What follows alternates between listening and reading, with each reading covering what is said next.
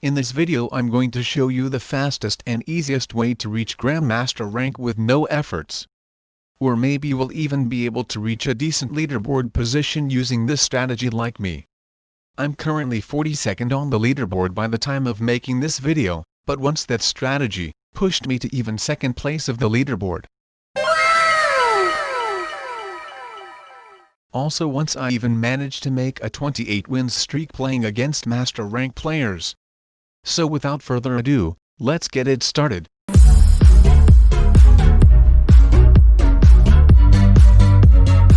Firstly, let's start by the map selection. The strategy I'm going to show you is simple world map strategy. And now let's pick the correct settings. The game mode will be Capital Conquest. Now turn manual placement on. Card bonus we will keep as fixed. AI difficulty doesn't matter. Turn timer doesn't matter. We turn fog of war on, and all other settings doesn't matter. Well, obviously turn ranked on if you want to receive the ranking points, or keep it off if you want to play some practice matches before. Now remove 2 of the 3 additional slots, leaving only one of them, and wait for your opponent to join the game.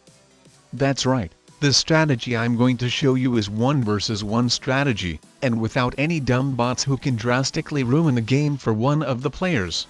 And now let me explain the basics of this strategy. The first thing that you must know is that the player who gets to choose the territories first will actually go second, since as you can see the simple world map has the odd number of territories, which is 19, that makes the player who started choosing the territories first to go second. And a lot of people who play simple world map with manual setup for the first time don't realize that at all. So they are letting you to get continents while going for other continents by themselves as well. But the thing is, since I will go first, I will not only get a troop bonus by having my continents, but I will be able to invade my opponent continents as well, totally ruining their bonus. But they don't realize that. They think differently. They assume that everything will go opposite. They believe that they will be the players who start first getting a huge troop bonus and invading all of my continents, thinking that I'm a really stupid player by letting them get all of these continents. But actually ending up really screwed up, as even though they started picking territories first, actually I'm the player who starts attacking first. So I get a huge advantage over them, and they don't have anything better to do just to attack my capital, and since capitals have a huge defending bonus, they obviously lose the blitz roll and I get a very easy win. So remember guys, if you're starting to choose territories second, then go for continents by yourself and don't care about your opponent getting continents. But if you're picking territories first, then always prevent your opponents of getting continents by taking one of the territories of the continent they're going for. Obviously you don't want to end up in the situation the yellow player just did. Now let me show you another mistake players make. Some of them don't know that capitals have a huge defending bonus, so they straightly just attacking your capital in their first or second turn, hoping that they will get a very easy win, since playing with balanced blitz attackers have a good advantage against defenders. But since they don't know that capital has an additional die when defending, they're ending up screwed up again.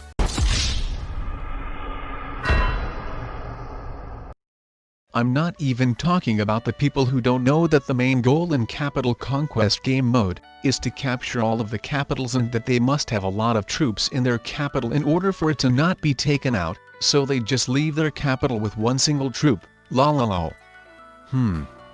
I'm wondering where the yellow player is hiding his capital. La.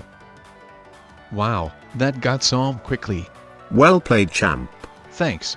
Or some of the people just simply ran out of time fortifying their troops on their capital back, and I get another easy win as well. Well, better luck next time, green, I guess. Oops. LOL. Also, have I already mentioned that some of the people just leave their capital with one troop? And it's hard to believe, but I even had some of the Grandmasters not guarding their capital at all as well. La. Well, to be clear, this is a beginner rank player in the given example. That's not how you guard your capital, green. Also, do you know guys what is the main reason playing it with fog of war? Well, the thing is, that if you play without it, then people will just simply see that you add your troops into one big army, so they will put their troops into one big army by themselves as well. But if you play with Fog of War, then they don't see it. If I'm the player who starts picking territories second, then before adding my troops into one big army, I like to wait some time before doing it, as it potentially creates an illusion that I'm splitting my troops into multiple armies up, and some people can fall for it, and actually split their armies. Look guys, the green player realized he got screwed up as soon as he added his troops. He just got wrecked. Also another reason why we play with Fog of War, is because sometimes people forget to invade your continent. Like playing with Fog of War, it's not that obvious when your opponent holds a continent, as all of the unknown territories are black and don't shine when the specific continent is captured. So as you noticed, you can pick a bunch of easy wins playing with the inexperienced players. But now let me show you how to beat players who don't make mistakes like that. As you probably noticed from the given examples that no matter if I start picking territories first or second, I always pick Mainland Europe territory. It is the best territory in the simple world map, it is in the middle of the map and has even 6 territories to attack to. No other territory has so many directions to attack to. So having your big army in Mainland Europe, you're practically able to invade all of the continents. But it's not even the best part about it. The thing is, when you have your biggest army in Mainland Europe territory, you can eventually and very easily hold Europe.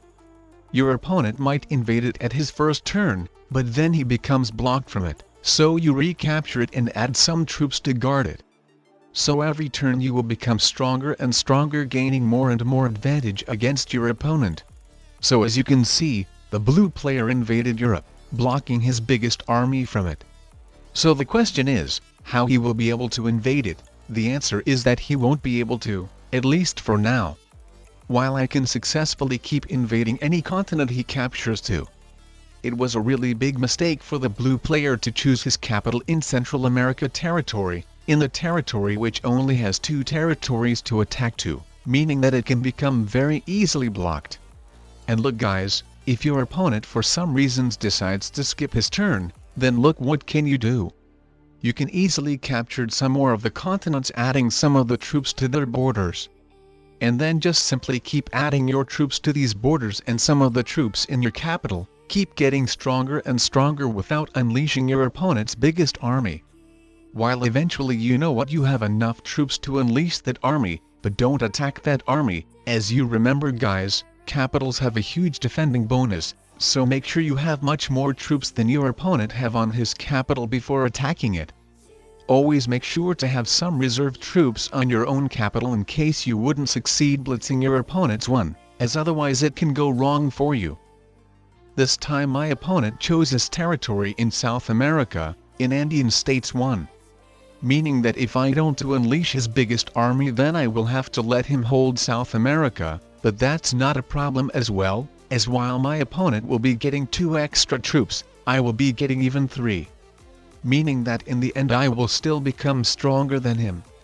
Well, in this situation my opponent totally forgot to invade some of my continents, but what doesn't matter, I would have still come up in situation I'm going to show you as well, but it would have just taken many additional turns. Look guys, what I'm about to do. 1 second guys. So as you can see, currently I can successfully hold both Europe and North America, and eventually capturing and properly guarding Asia as well. My opponent got screwed up again, now nobody is stopping me from winning.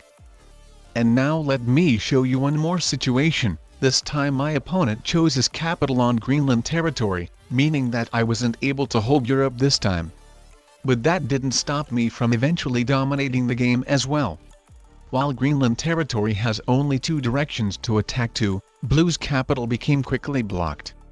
And while Mainland Europe territory has many directions to attack to and locates in the middle of the map, differently than the blue player, I was still able to use biggest army, capturing some of the territories, and even without properly guarding hold some continents. The blue player traded in a set, invaded my continents, fortified his troops back. Then in the next turn he invaded some of my continents again, and finally it doesn't really left anything to do, but just wait till I eventually finish him off. I just could capture the last territory in Asia, I would be holding Asia as well, but for some reason as you can see I didn't, lol. And even if your opponent picks his capital next to mainland Europe territory 1, like in China, as you can see eventually you can start holding Europe as well. So, you have probably came up with this following question right now: what you should do if your opponent actually picked his capital on mainland Europe territory 1. Well, it is not a problem at all. To counter mainland Europe strategy, you need to add your capital in Russia territory, and since you will start attacking first, you will be able to capture some of the continents which opponent will be forced to invade. Additionally, you will get 2 extra troops in your second turn as you were the player who start picking territories second. And since you were the first player to go, you most likely will get a set before your opponent will, and be able to sustain more troops on your capital than your opponent. So yeah guys, I just shared the strategy with you which helped me to become top 2nd leaderboard player at one point. If you decided to use this strategy as well, then let me know how will it go for you. Share your results in the comments section down below. I really hope that this strategy will help you to reach your Grandmaster rank, or at least Master. And who knows, maybe some of you will get a decent position on the leaderboard as well.